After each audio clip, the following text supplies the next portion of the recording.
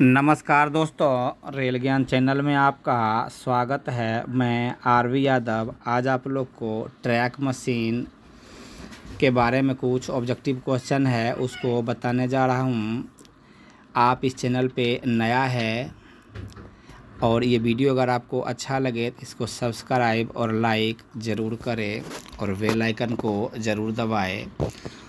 तो track machine रख रखाव के पार्ट 1 में 61 क्वेश्चन ऑब्जेक्टिव को बता दिया गया है। आप पीछे हमारे चैनल पे जाके देख सकते हैं। ये ट्रैक मशीन रख रखाव पार्ट 2 है। इसमें क्वेश्चन नंबर 62 से आगे के ओर बताने जा रहा हूँ। तो आइए, क्वेश्चन नंबर 62 है, यूनिमेट द्वारा टैंपिंग करते वक्त कम से कम डैश mm जनरल लिफ्ट रखी जानी चाहिए। तो इसमें 10 mm जो है जनरल लिफ्ट रखी जानी चाहिए होता है। क्वेश्चन नंबर 63 है, बीसीएम द्वारा गहन छनाई के लिए कम से कम डैश mm का क्लीन व केक्ड बैलास्ट कुशन आवश्यक है। तो जब छनाई मशीन छनाई करती है तो वहाँ पे मिनिमम जो है क्लीन बैलास्ट 250 mm होना चाहिए। और जब ट्रैक को टीटीएम मशीन पैकिंग करती है तो उस टाइम जो मिनिमम क्लीन ब्लास्ट होनी चाहिए वो 150 mm होनी चाहिए। तो यहाँ पर है जो बीसीएम यानी ब्लास्ट क्लीनिंग मशीन जब छनाई करती है उस टाइम जो है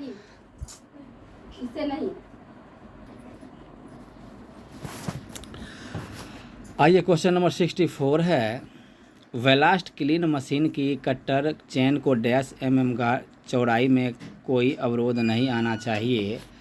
तो ये 4100 mm में जो है कोई अवरोध नहीं आना चाहिए। तो इसका क्या होता है, स्लीपर की जो लंबाई होती है वो 2750 mm होता है और उसके दोनों साइड जो है 1-1 मीटर उसकी दरेसी होती है जो बैंक बना होता है ब्लास्ट का। तो उसको मिला करके यानी कुल जो है 4100 mm तक चौड़ाई तक जो है कोई रेफरेंस पोस्ट यानी लोहे का खूंटा या कोई गेट या कोई पिलर या पोल या जेबी बॉक्स जो एसएनटी का लगा होता है ये सब नहीं लगा होना चाहिए। बोर्ड हो गया, ये सब वहाँ से दूर होनी चाहिए। एसएनटी का वायर हो गया। आइए, क्वेश्चन नंबर 65 है, बीसीएम द्वारा गहरी छनाई का कार्य प्रारंभ करने से पहले कटर बार यानी चेन को डालने के लिए डैश गहराई व डैश मीटर चौड़ा ट्रेंच यानी नाली बनाई जानी चाहिए। ये जो नाली बनेगी 30 सेंटीमीटर गहरा यानी 300 mm जो है स्लीपर के पेंदी से नीचे गहरा और 1 मीटर जो है चौड़ा जो गिट्टी मिट्टी को हटाया जाता है वो उसके अंदर चेन डाल करके और छनाई प्रारंभ करने के लिए चेन को लगाया जाता है। क्वेश्चन नंबर 66 है, बीसीएम द्वारा गहरी छनाई के पश्चात डीटीएस के साथ एक राउंड की टैंपिंग के बाद यातायात डैश किलोमीटर प्रति घंटा पर बहाल किया जा सकता है।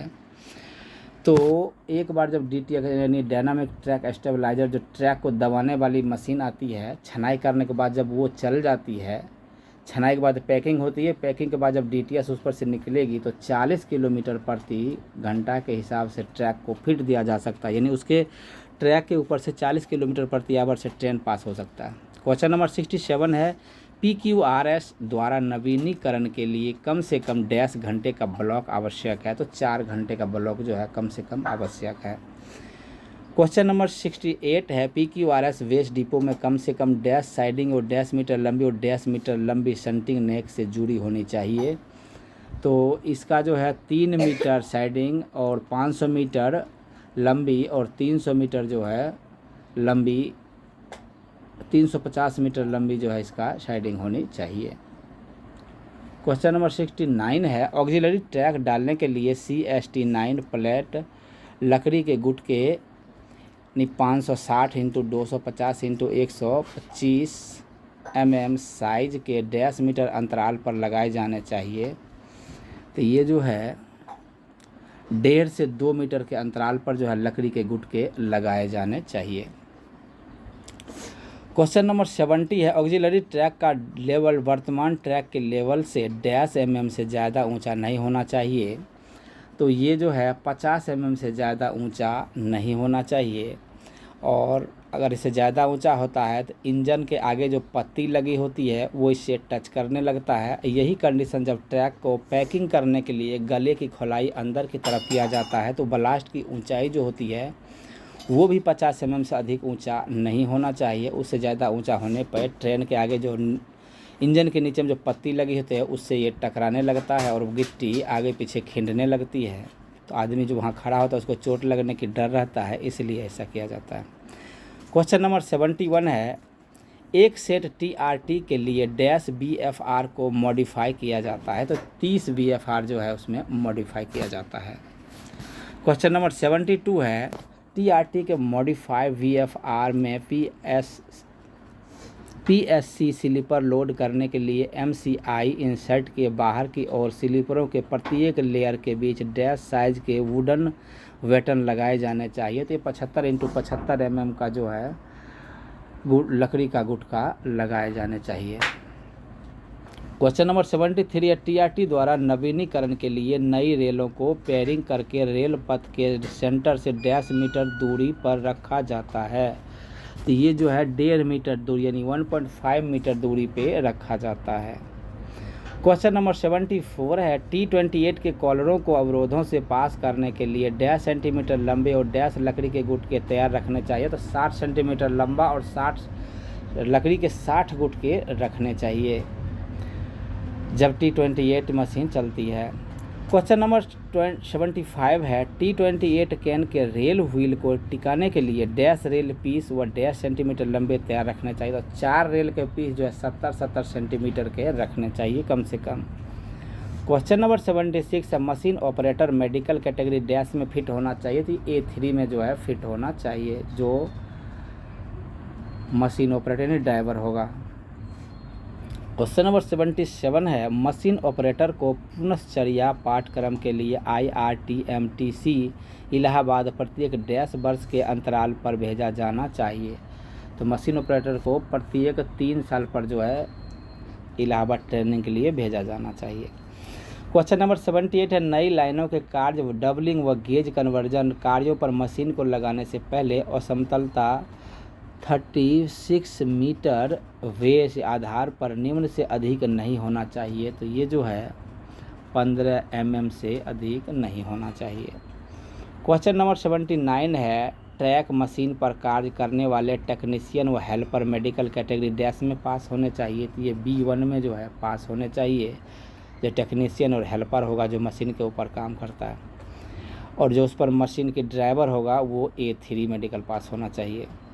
और ये A2 जो होता है ये होता है गार्ड के लिए, स्टेशन मास्टर पॉइंट्समैन होता है उसके लिए होता है, और A1 जो होता है वो ड्राइवर के लिए होता है। आइए क्वेश्चन नंबर 80 है, ट्रैक मशीन पर कार्यरत स्टाफ को 1.5 सप्ताह तक एक साथ कार्य कराया जा सकता है तथा उसके बाद 1.5 सप्ताह विश्राम मुख्यालय पर दिया जा सकता है। तो 3 सप्ताह जो है लगातार काम करने के बाद 1 सप्ताह का विश्राम दिया जाता है। तो ट्रैक मशीन का जो भी ऑपरेटर होता है वो लगातार 15 दिन काम करने के बाद वो 1 सप्ताह अपने हेड क्वार्टर रहेगा। क्वेश्चन नंबर 81 है, ट्रैक मशीन पर कार्यरत स्टाफ को एक दिन में 1.5 घंटे से अधिक ड्यूटी पर नहीं लगाया जाएगा। ये 12 घंटा से जो है अधिक ड्यूटी पर नहीं लगाया जाएगा एक दिन में। क्वेश्चन नंबर 82 है, टैंपिंग मशीन से टैंपिंग करते वक्त कंपन आवृत्ति रखी जानी चाहिए।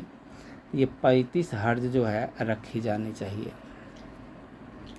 क्वेश्चन नंबर 83 है, वाइब्रेशन मोटर प्रेशर रखा जाना चाहिए। तो 130 से 150 किलोग्राम प्रति सेंटीमीटर जो है इसका वाइब्रेशन रखा जाना चाहिए। क्वेश्चन नंबर 84 है, वाइब्रेशन मोटर प्रेशर गेज देखा जाता है। ये वर्किंग कैबिन में वाई तरफ जो है उसका प्रेशर गेज देखा जा सकता है। क्वेश्चन नंबर 85 है, नए ट्रैक तथा गहरी छनाई किए गए ट्रैक के लिए स्क्वीजिंग टाइम रखा जाना चाहिए। तो ये जो है 0.4 सेकेंड जो है उसका स्क्वीजिंग टाइम रखा जाता है। क्वेश्चन नंबर 86 है, पोस्ट टैंपिंग टॉलरेंस अंतर्गत असमतलता की कोई एक पीक निम्न से अधिक नहीं होनी चाहिए। तो ये 10 mm से अधिक नहीं होनी चाहिए। क्वेश्चन नंबर 87 है, डबल लाइन में सीधे ट्रैक के लिए लॉन्गिट्यूडिनल प्रोफाइल यानी अनुदैर्ध्य प्रोफाइल ठीक करने के लिए डेटम रेल यानी नज़र रेल ली जाती है। ये नॉन गेज रेल की तरफ से लिया जाएगा। ये नॉन से लिखा है, नॉन गेज फेस की तरफ से जो है ये लिया जाता है। क्वेश्चन नंबर 88 है, सिंगल तथा मल्टीपल लाइन के लिए लॉन्गिट्यूडिनल सेक्शन व अलाइनमेंट यानी सिधाई दोनों के लिए कौन सी रेल डेटम रेल ली जाएगी? ये दोनों में से कोई एक रेल जो खराब हो तथा अपेक्षाकृत ऊंची हो। इसका आंसर स होगा। क्वेश्चन नंबर 89 है, डिजाइन लेवलिंग यानी अभिकल्पित समतलता के लिए रिशिड्यूल लेवल RL लेने के लिए स्टेशन मार्क किए जाएंगे। तो ये प्रत्येक 10 मीटर पर जो है स्टेशन मार्क कर लिया जाता है। क्वेश्चन नंबर 90 है, डिजाइन लेवलिंग के लिए बेंच मार्क VM स्थापित किए जाने चाहिए। तो 200 से 1000 मीटर के अंतराल पे उसका बेंच मार्क जो है कर लेना चाहिए। क्वेश्चन नंबर 91 है, डिजाइन लेवलिंग के लिए हार्ड फॉर्मेशन लेवल लिया जाता है।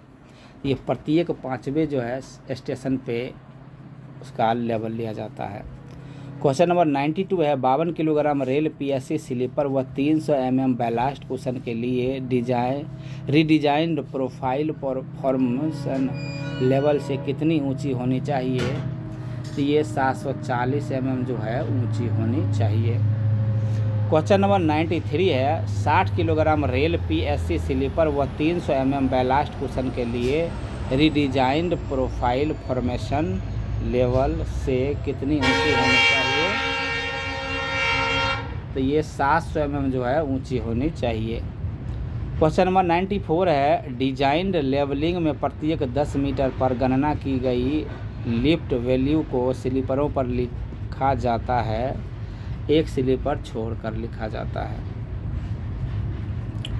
क्वेश्चन नंबर 95 है, प्लेन ट्रैक व सीधे ट्रैक में लिफ्ट वैल्यू को फ्रंट कैबिन में डैश में फीड किया जाता है। ये लिफ्ट पोटेंशियोमीटर में जो है फील्ड किया जाता है, A नंबर। क्वेश्चन नंबर 96 है, डिजाइन लेवलिंग के लिए ट्रांजिशन कर्व में एडजस्टमेंट लगाने का सूत्र है। तो ये है K = 50 × 80/R यानी B आंसर सही है। क्वेश्चन नंबर 97 है, डिजाइन लेवलिंग के लिए रीडिजाइंड प्रोफाइल से वर्टिकल कर्व के लिए 20 मीटर कार्ड पर और समतलता डैश से अधिक नहीं होनी चाहिए। ये जो है 20 mm से अधिक नहीं होनी चाहिए। क्वेश्चन नंबर 98 है, 4 बिंदु लाइनिंग पद्धति स्मूथनिंग मोड के बारे में निम्नलिखित सत्य है। ये उपरोक्त में से सभी सत्य है। और पहला जो है, सीधे ट्रैक के लिए उपयुक्त नहीं है, गोलाई पर कोई फिक्स्ड पॉइंट नहीं दिए जाते हैं, ओपन लाइन कर्व पर उपयुक्त है, ट्रांजिशन में एडजस्टमेंट लगाने की आवश्यकता होती है। ये सब इसमें से आंसर सही होगा। आइए 99 है, 4 बिंदु लाइनिंग पद्धति के लिए VM करेक्शन के लिए सूत्र है। तो इसके लिए जो सूत्र है वो देखिए, A है 82,485/R × L।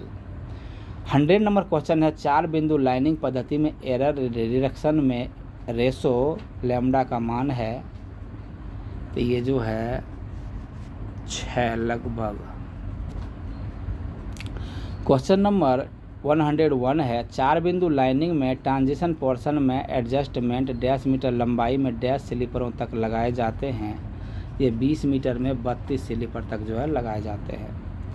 क्वेश्चन नंबर 102 है, 4 बिंदु लाइनिंग में मशीन द्वारा कर्व को छोड़ते वक्त एडजस्टमेंट कौन सी रेल पर लगाए जाते हैं? ये कर्व की अंदर की तरफ जो है लगाए जाते हैं। क्वेश्चन नंबर 103 है, 3 पॉइंट लाइनिंग में एरर रिडक्शन रेशो नीटा का मान है। इसका जो है 3.14 इसका मान है। क्वेश्चन नंबर 104 है, निम्न में से कौन सी point crossing tamping machine main line पर चलते हुए सभी रेल सीट यानी टर्न आउट की को टैंप यानी पैक कर सकती है? तो ये 08475 4S यूनिमेट जो है इसको पैक कर सकता है। क्वेश्चन नंबर 105 है डायनेमिक ट्रैक स्टेबलाइजर इन DGS 62N में होते हैं बोगियों के बीच 2 स्टेबलाइजिंग यूनिट, 4 फ्लेंजर रोलर और 2 प्रेशर रोलर, ये सब जो है उपयुक्त, इसका आंसर सही है। क्वेश्चन नंबर 106 है यूनिमेट द्वारा टर्न आउट साइड यानी लूप लाइन पर की जाती है, ये केवल टैंपिंग की जाती है टर्न आउट पे। क्वेश्चन नंबर 107 है रेल ग्राइंडिंग मशीन यानी RGM लोरब में कुल कितने ग्राइंडिंग स्टोन होते हैं, तो इसमें जो है 16 ग्राइंडिंग स्टोन होते हैं। आइए क्वेश्चन नंबर 108 है CSM का आउटपुट है, तो इसका 2200 स्लीपर प्रति घंटा जो है CSM मशीन का आउटपुट होता है, ये पैकिंग मशीन जो होता है। क्वेश्चन नंबर 109 है 3X टैंपिंग मशीन का एक्सप्रेस का आउटपुट है, ये 2700 PRC प्रति घंटा जो है इसका आउटपुट होता है।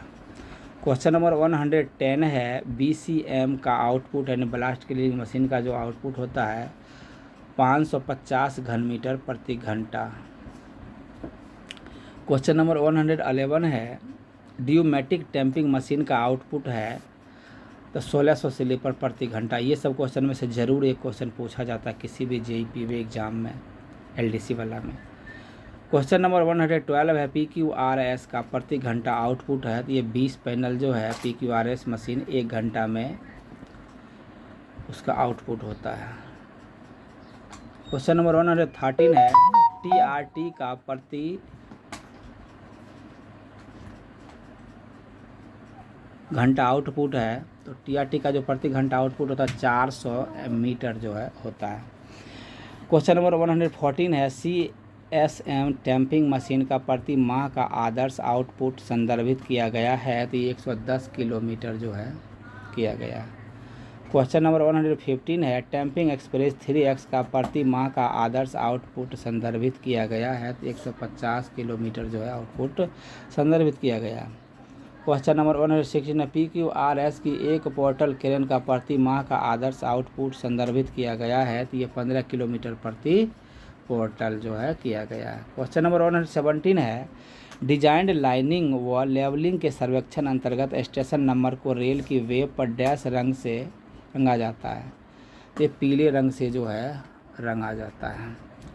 क्वेश्चन नंबर 118 है निम्न में से किन में DTS द्वारा कार्य प्रतिबंधित है, तो सुरंग में, यानी जो टनेल होता है, सुरंग होता है या ब्रिज है, नहीं ब्रिज नहीं टनेल है सिर्फ, वहाँ पे जो है ये DTS मशीन काम नहीं करता है। वहाँ इसलिए नहीं करता, वाइब्रेशन देने से हो सकता है वो उसके ऊपर गिर जाए।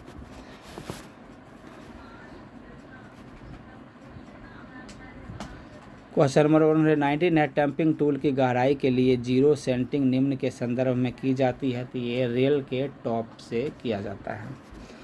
क्वेश्चन नंबर 120 है निम्न में से गलत कथन को पहचाने, तो नए प्रोजेक्ट व अन्य कार्यस्थलों पर मशीन डिजाइन मोड में कार्य करेगी। 3 बिंदु तरीका मुख्यतः प्रयोग किया जाता है, जबकि रेल पथ को निश्चित त्रिज्या वर्साइन के अनुसार सिधाई देनी हो। 4 बिंदु लाइनिंग पद्धति ओपन लाइन में गोलाई की सिधाई के लिए उपयुक्त हो। मशीन द्वारा छोड़ते हुए ट्रांजिशन मैंने VM या समायोजन का बाहर की रेल पर लगाए जाते हो। तो इसका आंसर जो है वह होगा 3 बिंदु तरीका मुख्यतः प्रयोग किया जाता है, जबकि रेल पथ को निश्चित त्रिज्या वर्साइन के अनुसार सिधाई देनी हो।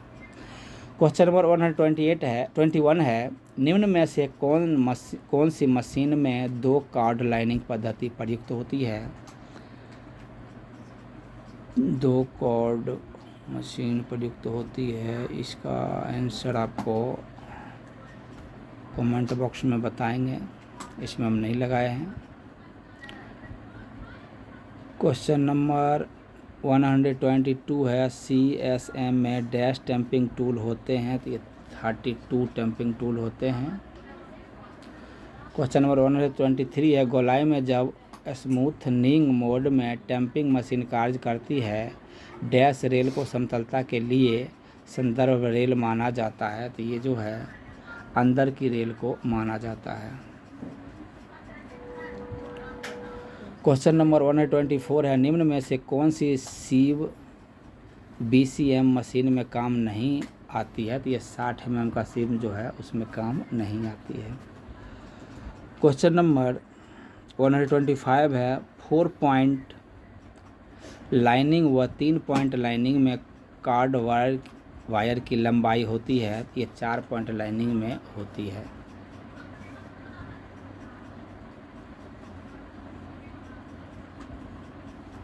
क्वेश्चन नंबर 121 का जो आंसर होगा, इसका आंसर ये नंबर होगा 08 16 न्यूमेटिक। क्वेश्चन नंबर आइए 126 है, टैंपिंग टूल का इंसर्शन वेलास्ट में डालना है। इसका जो आंसर है द नंबर है स्लीपर के प्रकार व दी जाने वाली लिफ्ट के अनुसार। क्वेश्चन नंबर 127 है, PSC स्लीपर पर टैंपिंग की आवृत्ति है। ये 2 वर्ष में या 1000 GMT पास होने पर 100 GMT पास होने पर जो भी पहले हो उस पर दोबारा जो है पैकिंग किया जाता है PSC स्लीपर के ऊपर। क्वेश्चन नंबर 128 है, कंक्रीट स्लीपर के अलावा पर टैंपिंग की आवृत्ति है। तो वर्ष में एक बार, जैसे STO स्लीपर हो गया, CST9 हो गया, वुडन स्लीपर हो गया, इस पर हर प्रत्येक साल पैकिंग किया जाता है TTM मशीन से। और जो कंक्रीट स्लीपर है उसको 2 साल में एक बार या 100 GMT पास हो गया, दोनों में से जो पहले हो गया तब किया जाता है। क्वेश्चन नंबर 129 है, CSM 932 मशीनों में 4 पॉइंट लाइनिंग तरीका निम्न के लिए प्रयुक्त होता है। तो ये स्मूथनिंग मोड के लिए जो है प्रयुक्त होता है। क्वेश्चन नंबर 130 है, एक स्टेशन से दूसरे स्टेशन के बीच रन थ्रू मूवमेंट के लिए एक ही प्रकार का पर कुल कितना मशीनें ब्लॉक खंड में प्रवेश कर सकती है? तो एक ही मशीन जो है प्रवेश कर सकती है। क्वेश्चन नंबर 131 है, एक टैंपिंग मशीन सीधे ट्रैक पर कार्य कर रही है। लेवलिंग एवं लाइनिंग दोनों ही प्रोपोर्शनल मोड स्मूथनिंग मोड में किए जा रहे हैं। कौन से डाटा P-वे स्टाफ द्वारा मशीन स्टाफ को जुबानी बताए जाएंगे? तो ये केवल डेटम लाइन यानी बेस लाइन के जो है बताया जाएगा। क्वेश्चन नंबर 132 है, एक टैंपिंग मशीन सीधे ट्रैक पर कार्य कर रही है, लेवलिंग स्मूथनिंग मोड में की जा रही है तथा लाइनिंग डिजाइन मोड में कौन से डाटा P-वे स्टाफ द्वारा मशीन स्टाफ को मौखिक बताए जाएंगे? क्या डाटा स्लीपर पर लिखने की आवश्यकता है? तो इसका आंसर जो है ए होगा, बेस लाइन मौखिक बताई जाएगी। स्लू को स्लीपर के बाहर स्लू की दिशा दर्शाए हुए तीर से मार्क किया जाएगा। क्वेश्चन नंबर 133 है, एक टैंपिंग मशीन सीधे ट्रैक पर कार्य कर रही है, लेवलिंग व लाइनिंग दोनों ही डिजाइन मोड में जा रहे हैं। कौन से डाटा मौखिक रूप से बताए जाए? क्या किसी डाटा को स्लीपर पर लिखने की आवश्यकता है? तो इसका आंसर होगा कुछ भी मौखिक तौर पर नहीं बताया जाएगा। टारगेट लेवल व स्लू तीर सहित लिखे जाएंगे। बॉय नंबर आंसर है। क्वेश्चन नंबर 134 है, एक ट्रैक मशीन गोलाई में डिजाइन मोड में लाइनिंग कर रही है, अगर करेक्शन फैक्टर लगाया है तो कौन से डाटा स्लीपरों पे लिखने की आवश्यकता होगी? तो कैंट का मान, तीर सहित स्लू के मान, करेक्शन फैक्टर VM का मान, तो ये सभी जो है लिखा जाएगा।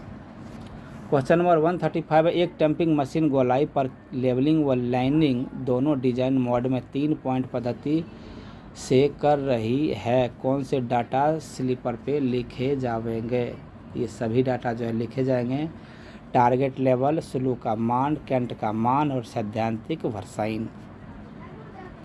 क्वेश्चन नंबर 136 है, एक टैंपिंग मशीन डिजाइन मोड में कार्य कर रही है, ट्रांजिशन गोलाई में कैंट वैल्यू कहाँ पर मार्क की जाएगी?